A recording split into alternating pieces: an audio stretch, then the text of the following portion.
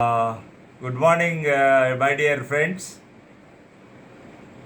This is Dr. Sepuri Krishnamohan, endocrinologist, Sepuri Diabetes and Endocrine Center, Karnool. And today I am going to talk about diabetes and sexual dysfunction, whether it is in the males most commonly or even in the females also you find sexual dysfunction. So it's a sensitive topic, but it is the need of the hour that I should talk something about it. It is not only for the audience; it is all for the doctors who are treating this particular diabetes. And most of the times they find with this particular the sexual dysfunction. And unless you probe into this, unless you have some intimacy, you should develop some sort of acquaintance and intimacy with the patient to elicit whether the patient is suffering from sexual dysfunction. Like you just ask them, is everything fine with you, with your wife, or vice versa. You ask the lady, is everything fine with your husband? Then only they'll come out with the real problems actually. So with that brief introduction, I would like to start this today's topic, the sensitive issue and the burning issue.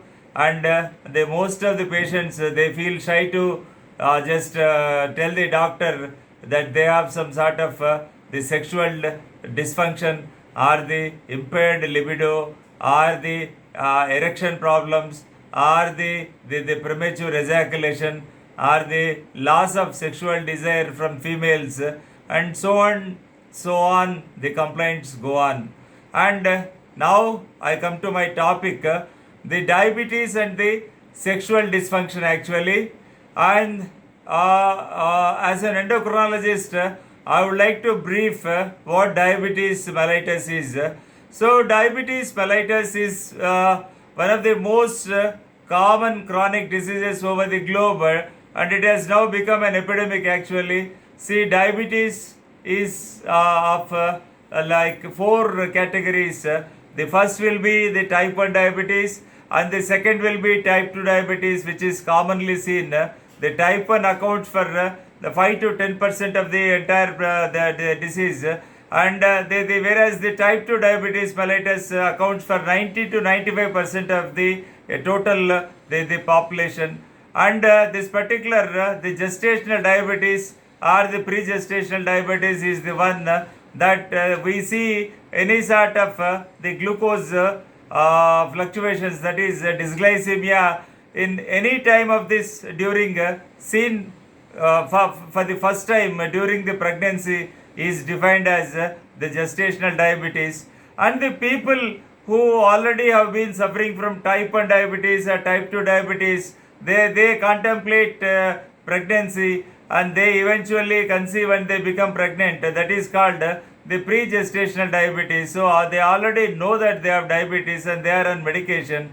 And that is, and other, coming to the other specific types, that is the last type, that is the monogenic, and the genetic factors play a vital role, like the maturity onset diabetes of the young, that is MODY 1, 2, 3, 4, 5, 6, 7, 8, 9, 10. These are the monogenic types of diabetes. Or this the neonatal diabetes, or the diabetes because of cystic fibrosis, or because of the amyloidosis, or because of the problems of the pancreas, that is the chronic pancreatitis, usually because of the alcohol, or the stones in the pancreas, or the tumors in the pancreas, like the mostly the malignant tumors, that is cancer of the pancreas, that leads to this particular the diabetes, that is called the secondary diabetes. Even some drugs also, they cause diabetes, like what we are using, the corticosteroids very frequently right now in this COVID-19 pandemic.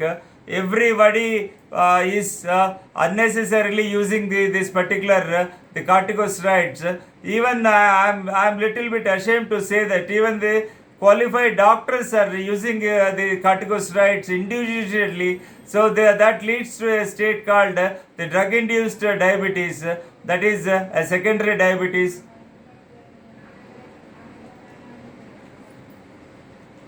And there are some drugs also which can cause potentially the diabetes, like the drugs used for the hypertension, the like atenolol, and the diuretics, actually the hydrochlorothiazide and all the all the diuretics, whatever it may be, the loop diuretics, or the MRAs, this is the mineralocorticoid receptor antagonists, or the thiazide group of diuretics, they also cause this diabetes. With that introduction, I just get into the main topic.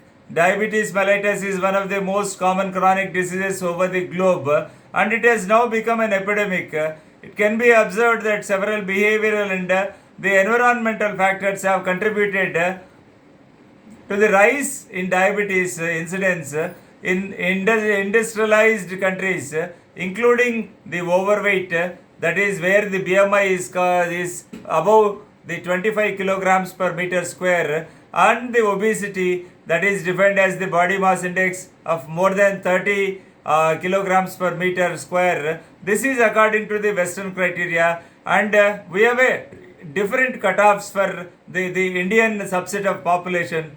And the other risk factors, the physical inactivity and the increased the sumptuous eating, that is the increased calorie consumption, that is called, and these factors have been shown to be the major factors for development of type 2 diabetes regardless of age and sex. Yes. And one of the very common associations with diabetes is the sexual dysfunction both in men and women, and diabetes is an established risk factor for sexual dysfunction in men. It is also documented that there is a threefold increase risk of the erectile dysfunction, that is the problem of penis getting erected, actually that is the simplest definition. There is no erection in the penis, or there is no enough erection of the penis to participate in the coitus, actually. So that is called the erectile dysfunction. We simply say it ED.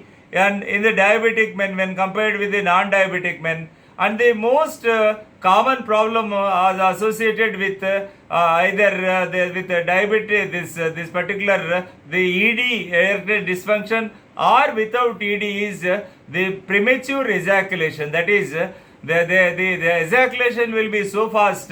The moment that particular individual inserts his penis into the vagina, immediately it gets ejaculated. That incurs a lot of displeasure in the couple, actually. That is called the premature ejaculation. So to tell you the sexual dysfunction in males is almost like two types. The first one is the erectile dysfunction, and the second one is the premature ejaculation.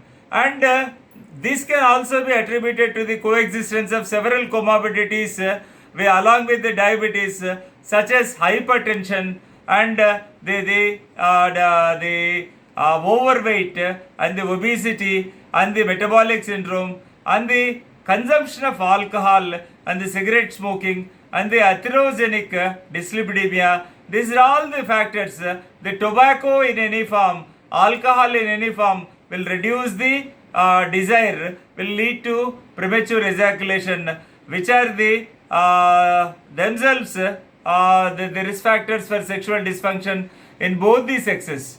So now coming to the topic, what is the common sexual dysfunction in men? See, the most common is the erectile dysfunction, followed by premature ejaculation, or a combined disorder called erectile dysfunction associated with premature ejaculation. Both are there.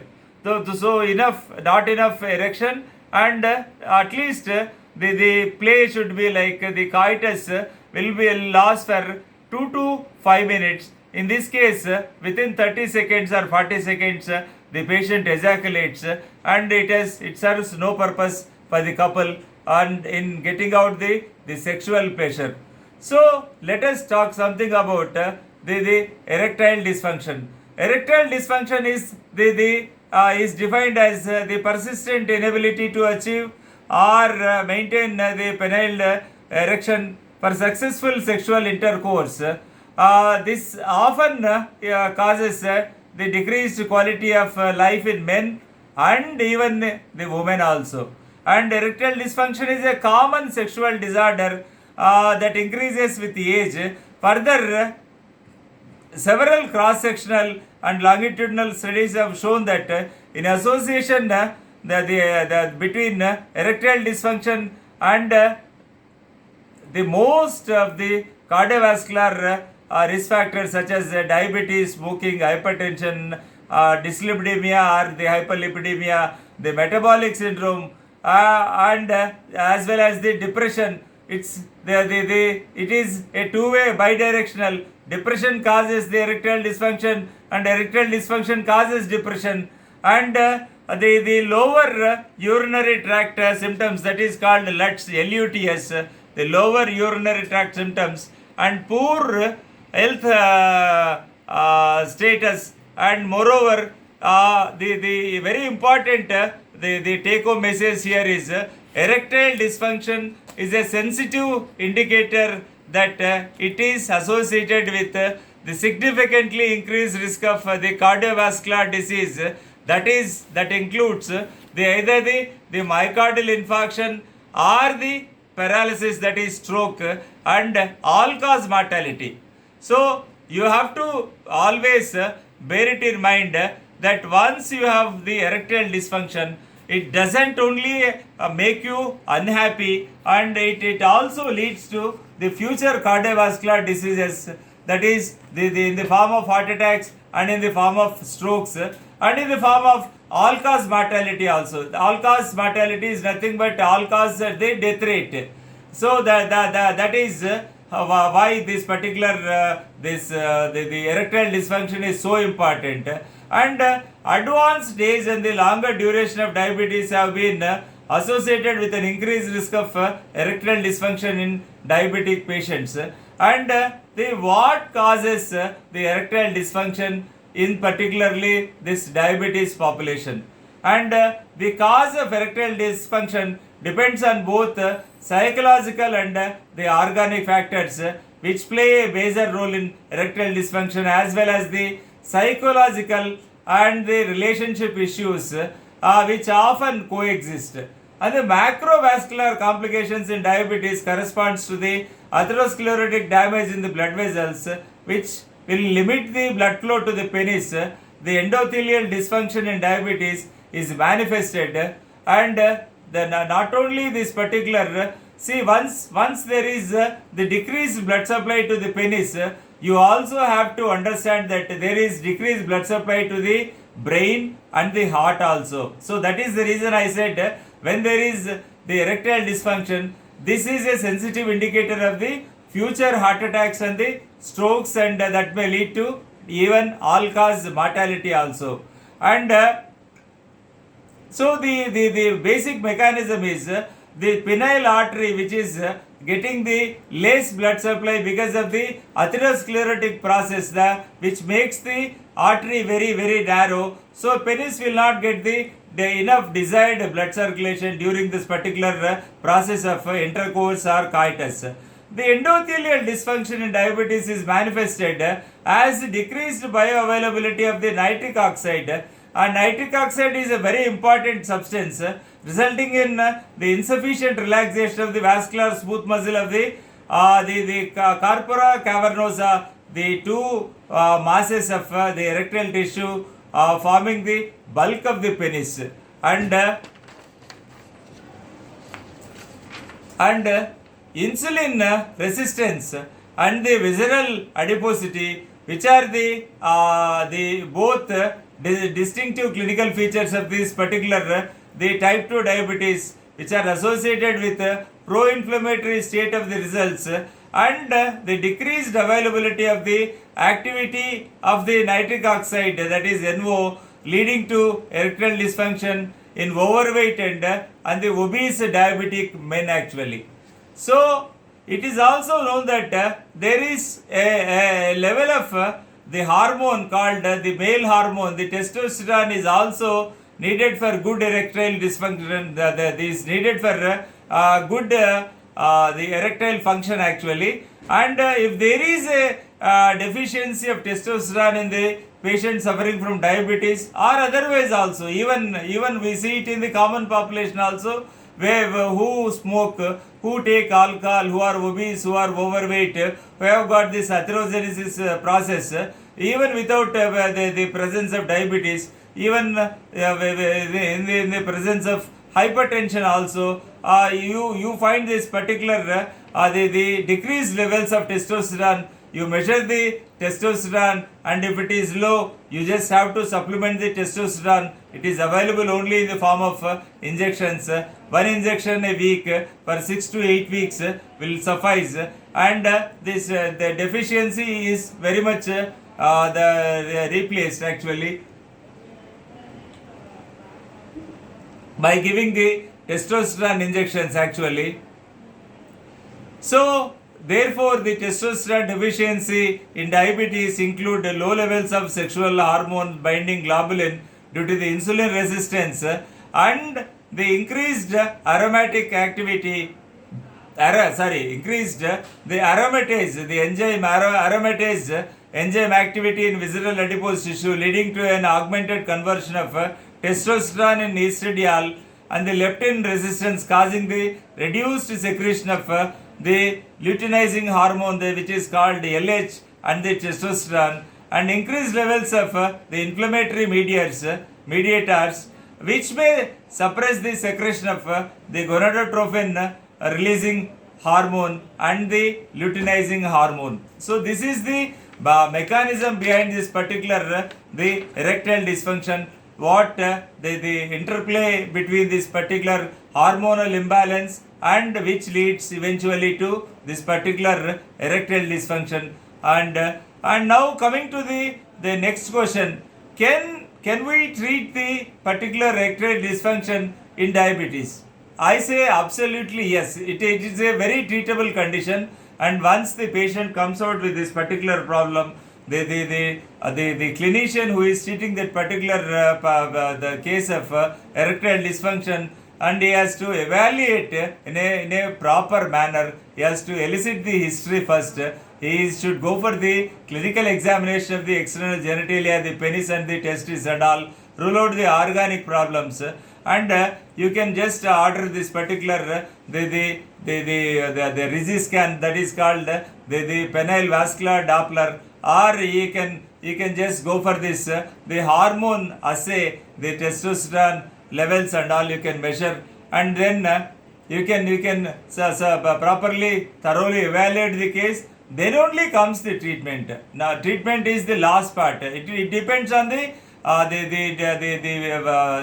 different types of cases, where suppose there is something wrong, organic problem, you should correct it. Suppose there is the blood sugars are not properly maintained, it should be maintained properly. The hypertension must be thoroughly meticulously controlled, and the dyslipidemia, that is the lipids, must be controlled, and the ABC, the A1C and the blood pressure and the cholesterol, ABC always should be addressed very properly and thoroughly. And then coming to this, because of the multifactorial causes of the erectile dysfunction in diabetes, the treatment of erectile dysfunction in diabetes in men requires a global approach. First of all, the first step is to correct the modifiable risk factors, and always the risk factors are being divided into two, like the one is the modifiable risk factor and the unmodifiable risk factor. So unmodifiable risk factors are the age. We cannot modify the age. So the family history of diabetes, we cannot modify this, and the genetics, we cannot modify the genetics. So the first step is to correct the modifiable risk factors, and to promote the lifestyle changes. The lifestyle changes is nothing but the diet and exercise. And there is a comprehensive form of this particular lifestyle modification, LSM, is called the therapeutic lifestyle changes, wherein you have got a good exercise and a good balanced nutritious diet, and reduction of weight, and cessation of smoking if it is applicable, and cessation of alcohol, that is stopping alcohol if applicable, stopping smoking if applicable, are the 5 integral steps of this particular therapeutic lifestyle changes one should incorporate. So the treatment doesn't start with either the Viagra or Penigra. That is not the treatment. So the treatment, the fundamentals of the treatment, after correcting this particular ABC, that is A1C for sugar, and that should be always be kept around or below 7%, and the hypertension always preferably 120 systolic or 130 systolic by 80 diastolic millimeters of mercury, and the cholesterol LDL should be less than 70 milligrams, that is the bad cholesterol should always be less than 70 milligrams per liter.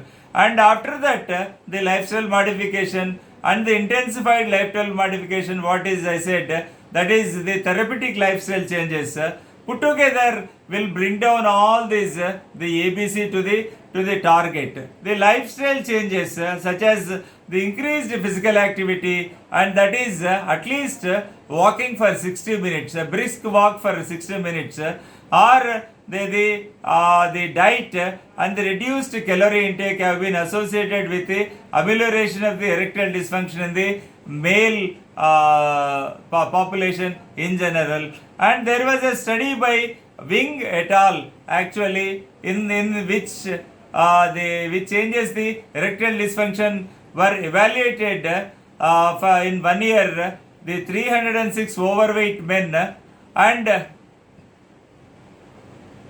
with suffering from type 2 diabetes mellitus, they participating in a trial called Look Ahead, that is nothing but Action for Health in Diabetes trial. The results have showed that 92% of the men had better control on erectile dysfunction by intensive lifestyle modification. See, this is of so much importance. Even the clinical trials have shown that mere diet, exercise, reduction of weight, and cessation of smoking and cessation of alcohol will improve the sexual dysfunction in the males by 92%. See, this is the take home message. And the next approach is the pharmacological therapy. Next approach is the pharmacological therapy, that is we have got a class of drugs called 5 phosphodiesterase enzyme inhibitors, that is 5 PDE inhibitors, and currently the available drugs are the sildenafil citrate and the tadalafil actually, and both are available. What is popularly known as Viagra is nothing but sildenafil citrate, which is available in the form of the 25 milligram, 50 milligram and 100 milligram, and the tadalafil, which is superior to the sildenafil citrate actually. So tadalafil is available in the 5 milligram, 10 milligram and 20 milligram. And if the patient has got the sexual problem like the erectile dysfunction and the premature ejaculation, and it is not treated by alone, cannot be treated alone by this either sildenafil citrate or the tadalafil, and it has to be combined with a drug called dapaxetine 30 milligram. Now the combinations are available with sildenafil citrate and the dapaxetine.